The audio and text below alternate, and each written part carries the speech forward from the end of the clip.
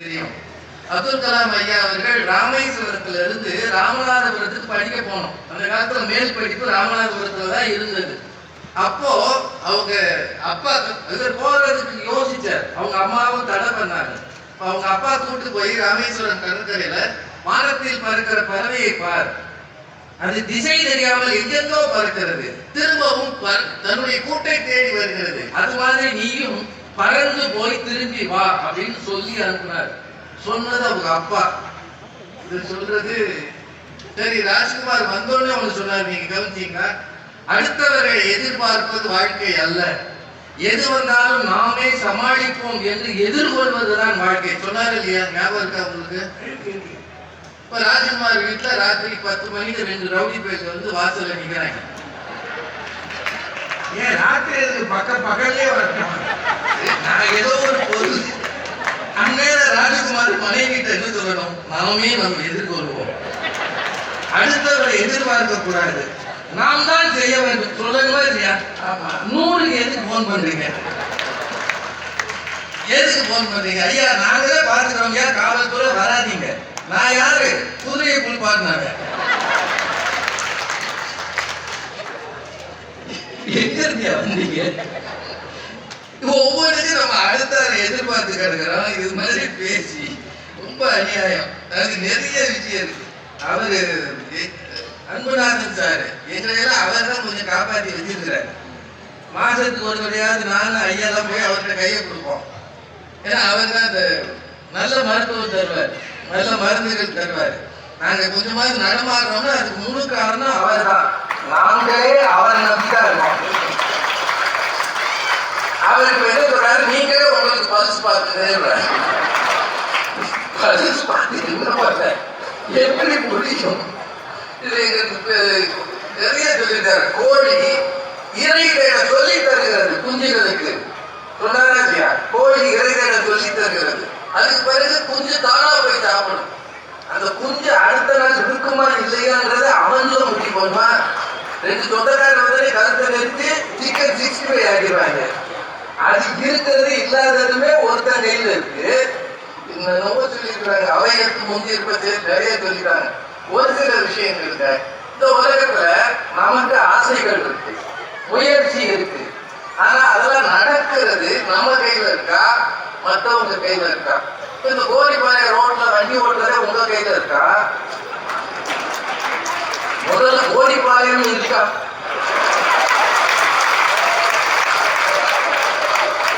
அடுத்த வருஷம் அழகர் வந்தாருன்னா இது வர்ற ரோடே இல்லையா, வேற ரோடுன்னு சொல்ல போறாரு. அவர் வந்த ரோடு இது இல்லை. அமெரிக்கன் காலேஜே காணும், ஏரியா பூரா நொறுக்கி கிடக்கு. இது நம்ம கையில இருக்கு. இப்ப நாங்களே வண்டி ஓட்டிட்டு போறோம். அப்ப காவல்துறை எதிர்த்து இனிமே இந்த பக்கம் போகாதே. ஆமா சார், நேற்று வரைக்கும் இதுல வந்தேன் சார், அது நேற்று, இன்னைக்கு இது அழைக்காச்சு, இந்த பக்கம் போ சொல்றீங்களா இல்லையா? நாங்க ரோட்ல வர்றதே உங்க கையில இருக்கியா? எங்க கையில் அதுல இருக்கு. ஐயா அவர்கள் அந்த நம் கையில் இருந்து நிறைய பாயிண்ட் சொன்னாரு. அதாவது இந்த அணிக்கு மொத்தம் 3 பேர் பேசியிருக்கிறாங்க. எங்க அணிக்கு 2 பேர் தான். ஒரு சில விஷயங்கள் ஜிஎஸ்டி இப்போ குறைஞ்சிருக்கிறாங்க. 8 வருஷம் கழிச்சு. முன்னாடி 4 ஸ்லாப் இருந்தது, இப்போ 2 ஸ்லாப் ஆயிடுச்சு. ஒரு 8 வருஷம் கழிச்சு நாட்டுக்கு ஒரு நல்லது நடந்தது. இது நம்ம கையில இருக்கா, அவங்க கையில இருக்கா? சார், தங்க விலை 10,005 ரூபா ஒரு கிராம். 1972ல ஒரு பவுன் 250 ரூபாய்க்கு விட்டுருக்கு. 250 for 8 கிராம்ஸ். 8 கிராம் 250 ரூபா. இன்னைக்கு 10,005 ரூபா ஒரு கிராம். இன்னும் ஒரு வருஷம் போட்டு போயிடும். வாங்குறதுல இப்படியே வாங்கி இந்த விலையேற்றம் மாற்றம் உங்க கையில இருக்கா, யார் கையில இருக்கு? ட்ரம்ப் திடீர்னு 50% வேரி கொடுத்தாரு, போட்டாரு. இதனால இந்தியா நெருக்கடியில இருக்கு. திருப்பூர்ல இருந்து தூத்துக்குடியில இருந்து போனதெல்லாம் கப்பல் பாதியில திரும்பி வருது. இது யார் கையில இருக்கு? தூத்துக்குடியில இருந்து கடல் உணவு நிறைய இந்த ராட்டு மீன் எல்லாம் அனுப்பி விட்டார பாதியிலே திரும்பி விட்டாங்கன்னு சொல்றாங்க. அனுப்பி விட்டவங்க எக்ஸ்போர்ட்டர்ஸ் வாங்கி என்ன பண்ண போறாங்க? திருப்பூர்ல இருக்கக்கூடிய பல டிரெஸ், டிஷர்ட் உற்பத்தி எல்லாம் நிறுத்தி வச்சிருக்கிறாங்க. இப்ப நம்ம ஊர் தொழில் நம்ம கையில இல்லை, அவன் போடுற டாக்ஸ்ல இருக்குன்னா இதுதான் நிலைமை. ட்ரம்புக்கு என்ன புத்தி வரும்னு அவருக்கே தெரியாது, யார எங்க சேர்ப்பாருன்னு தெரியாது. இவ்வளவு சிக்கல் இருக்கு, இவங்க நம்ம ஆளுக்கு நம்பிக்கை அப்படின்னு சொல்றாங்க. இன்னொன்னுங்க, நம்ம ஊர்லங்க நிறைய வளர்ந்தவர்களை பத்தி எல்லாம் பேசினாங்க, ஐயாவும் பேசினாரு, நீங்க முன்னேறலாம். சிவாஜி கணேசனை விட ஒரு பெரிய திறமசாலியான நடிகர் இருக்க முடியுமா? நீங்களே சொல்லுங்க. சிவாஜி கணேசன் அவர்கள் வாழ்நாள் முழுக்க ஒரு மனிதனை தேடி தேடி போய் பார்த்து பொங்கல் அன்னைக்கு நமஸ்காரம் பண்ணிட்டு வருவார். யாருன்னா பெருமாள் முதலியார்னு ஒருத்தர். சிவாஜி கணேசன் அவர்கள் நாடகங்களை நடிக்கும் போது ரொம்ப ஒல்லியா இருப்பாராம். கோயில் வேஷம் போட்டே நடித்திருக்கிறார். அவரை கொண்டு வந்து பராசக்தின்ற படத்துல 1950களில் அவரை கொண்டாந்து நடிக்க வைக்கிறாங்க. கொஞ்சம் பணமே எடுத்துட்டாங்க, ஒரு 5000 அடி வரைக்கும் எடுத்துட்டு ஏவிஎம் நிறுவனம் போட்டு பார்க்கும்போது அவங்களுக்கு பிடிக்கல. இந்த பையன் சரியில்லை, ஒல்லியா இருக்கான், கதாநாயகன் சரியான ஆள் கிடையாதுன்னு வேண்டாம்னு சொல்லிட்டாங்க.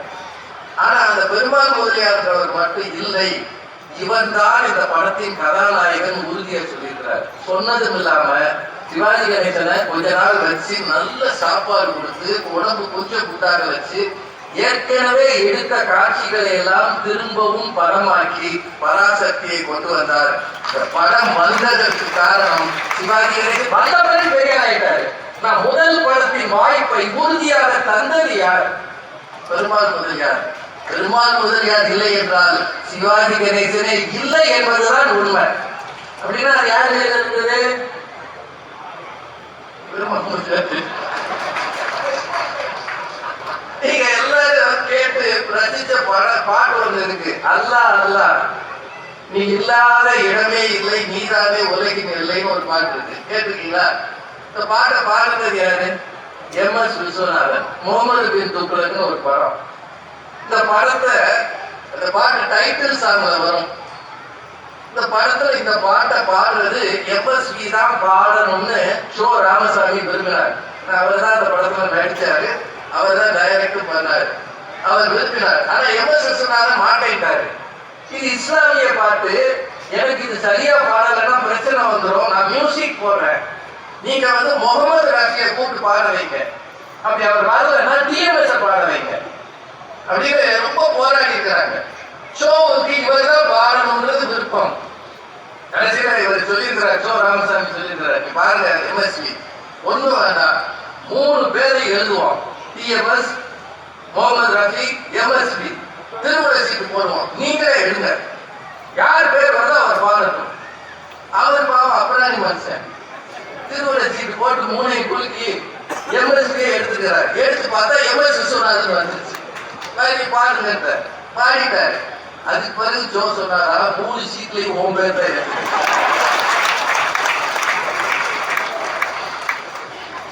3லையும் 9 பேர் தான் எடுத்தேன். ஆனா MSVயின் வாழ்க்கையில் மிக மிக மறக்க முடியாத பாடலாக இன்றைக்கும் அது இருக்கிறது. ஞாபகம் வச்சுக்கோங்க. அதை ஒருவர் நினைத்தால் இது மாதிரி செய்ய முடியும். எந்த காலத்திலையுமே நாம மற்றவர்களை நம்பித்தான் இருக்க முடியும். ஒன்று மட்டும் சொல்லிடுறேன், இன்னைக்கு சந்திர கிரகணம் தானுங்க. இது எதனால வருது? சந்திரனால வருதா? அறிவியல் தெரிஞ்சவங்க சொல்லுங்க. அது வாட்டுது இருக்கு, அது இங்க இருக்கு, சூரியன் இங்க இருக்கு, அந்த வெளிச்சம் இங்க பாட்டு நமக்கு வெளிச்சம் வருது. கிரகணம் எப்படி வருது? நடுவுல பூமி உள்ள போயிட்டு போதா இல்லையா? கிரகணம்ன்றது சந்திரனுக்கும் சூரியனுக்கும் நடுவுல பூமி போறதால் வருவது. பூமி சும்மா இருக்க மாட்டாம நடுவுல போய் நின்று சந்திரனுக்கு வருகிற ஒளியை மறைத்து பூமியில் படுகிற ஒளியை சந்திரன் வாங்குவதால் தான் இன்னைக்கு சிவப்பு நிலா தெரியுங்கிறாங்க. நம்ம ஊர் இருக்கிற நிலைமையில ஒரே வேகமா இருக்கு, தெரியுமா தெரியல, தெரிஞ்சா 11 மணிக்கு பாருங்க. அப்படின்னா கிரகணம் வருவதே சந்திரன் கையில் இல்லை, இடையில் இருக்கிற இன்னொரு கோடாகிய பூமியின் கையில் இருக்கிறது என்றால் பூமியில் வாழ்கிற நம் வாழ்க்கை எவர் கையில் இருக்கிறது? யோசிச்சு பாருங்க. ஒரே ஒரு செய்தியை மட்டும் சொல்லி நிறைவு செய்கிறேன். நிறைய ஐயா வந்து ஒரு அருமையான திருக்குறள் சொன்னார். கமிஷனர் ஐயா வந்து விரைவலியும் மாற்றான் வலியும் தன் வலியும் துணை வலியும் தூக்கி செய்வது குரல் சொன்னார். ரொம்ப மகிழ்ச்சி. காவல்துறையில இருக்கிற ஒரு பெரிய அதிகாரி திருக்குறளை சொல்லுகிறது, அதுவும் சிரிச்ச முகமா சொல்றது. அது மட்டும் இல்ல, இந்த மாதிரி ஒரு நிகழ்வுல முழு நிகழ்ச்சியிலையும் நான் மேடையில இருக்கிறேன்னு பெருந்தன்மையாக இருப்பது. அவருக்கு 1000 வேலை இருக்கும். இன்னைக்கு அவரை அனுமதிச்சிருக்காங்க இருக்குல்லங்க. அவரே சொல்றாரு, அந்த குரலே அவங்க அடிக்கு உள்ளது இல்ல, எங்க அடிக்கு உள்ளது. ரெண்டுக்குமே இருக்குன்னு அவர் சொல்லிட்டாரு. அதனால அவரே நடுவராக இருக்கிறார். ஒரே ஒரு விஷயம் மட்டும் சொல்லி நினைக்கிறேன். ஜெஃப்ரி ஹிண்டர் அப்படின்னு ஒருத்தருக்கு தான் இந்த ஆண்டு பிசிக்ஸ்க்கு நோபல் பரிசு கொடுத்திருக்கிறாங்க. பிசிக்ஸ்க்கு அவர் பேர் ஜெஃப்ரி ஹிண்டர். அவர் நேற்று ஒரு பேட்டி கொடுத்திருக்கிறார். தயவு செய்து நீங்க போய் பாருங்க. ஆர்டிபிஷியல் இன்டெலிஜென்ஸ், செயற்கை நுண்ணறிவு என்பது இன்றைக்கு உலகம் முழுக்க வந்திருக்கிறது. அது ஆர்டிபிஷியல் இன்டெலிஜென்ஸ்னா நீங்க பாக்குறீங்க, சின்ன பிள்ளை பாட்டு பாடுற மாதிரி எல்லாம் வரும், யூடியூப்ல எல்லாம் வருது. இப்போ பட்டிமன்ற பேச்சாளர்கள் மாதிரி எல்லாம் அது வரும். பாரதி பாஸ்கர் மாதிரி யாரோ பேசிட்டு இருக்கிறாங்க. 5000 வயசுலயே ஒரு சின்ன பையன் பேசிட்டு இருக்கான். இன்னும் கொஞ்ச நாள் ஐயா மாதிரியே ஒரு உருவத்தை உருவாக்கி போட்டுருவாங்க. அப்படின்னா அந்த அளவுக்கு ஆர்டிபிஷியல் இன்டெலிஜென்ஸ் வந்துருச்சு. அடுத்து வரப்போவது ஆர்டிபிஷியல் ஜெனரல் இன்டெலிஜென்ஸ், AGI. அதுக்கு அடுத்து வரப்போவது ஆர்டிபிஷியல் சூப்பர் இன்டெலிஜென்ஸ், ASI. 3 வரப்போகுது. வந்துருச்சுன்னா என்ன வரும் அப்படின்னு யாருக்கும் தெரியாதான். 2030க்குள் பலர் பார்க்கிற வேலைகளை ரோபோக்கள் கையில் எடுத்துக்கொள்வது. நான் சொல்லல, அந்த ஜெஃப்ரி ஹிண்டர் என்கிற நோபல் பரிசு பெற்றவர் சொல்கிறார். இது என்ன ஆகும் என்றால் பணக்காரர்களை மேலும் பணக்காரராக்கும், ஏழைகளை மேலும் ஏழையாக்கும் என்று அவர் பயப்படுகிறார். உலக அரங்கிலே இதுதான் நடக்க போகிறது என்று பயப்படுகிறார். பலரது வேலை வாய்ப்பு பறிபோகும் என்கிறார். படித்தோட வேலை உங்களுக்கு கிடைச்சிடும் இன்னைக்கு நம்புறோம். எதிர்காலம் என்ன ஆகும்னு தெரியல. இப்படி இருக்கிற உலக சூழலை வித்தியாசமாக இருக்கும்போது நம் வாழ்க்கை நம் கையில் என்று நம்புவோம். ஆனால் எனக்கு என்னவோ, நாங்கள் பெற்ற அனுபவம், என்னை விட மிகச்சிறப்பாக படித்தவர்கள் நிறைய உண்டு. நான் உங்களுக்கு தமிழ் படிக்கல, இங்கிலீஷ் வாத்தியார் மாதிரி நான் தமிழ் இங்கிலீஷ் படிக்கல. நான் காமர்ஸ் தான் படித்தேன் இதே அமெரிக்கன் கல்லூரியில. ஆனா ஏதோ ஒரு முன்வினை நற்பயன்னு நினைக்கிறேன். ஐயாவை சந்தித்து அவரோடு கூட இருந்ததால் தான் நானும் ஒரு பேச்சாளர். நான் இன்னும் பெரிய பேச்சாளராக வந்துட்டேன். நான் இன்றைக்கு மேடைக்கு இருப்பதற்கு ஒரே காரணம் ஐயா அவர்கள் தான் என்பதால். அதை வச்சு மட்டும் நான் தீர்ப்பா சொல்லல. யாராவது ஒரு பெரியவரை நீங்கள் அணுகினால் உங்கள் வாழ்க்கை மாறும். வள்ளுவர் பெரியாரை துணைக்கோடல் அரசருக்கே சொன்னார். நம் வாழ்க்கை நம் கையில் என்று நம்புவோம். ஆனால் உண்மையில் அது பிறர் கையில் தான் இருக்கிறது என்று சொல்லி நல்ல வாய்ப்பு நன்றி செய்ய நன்றி.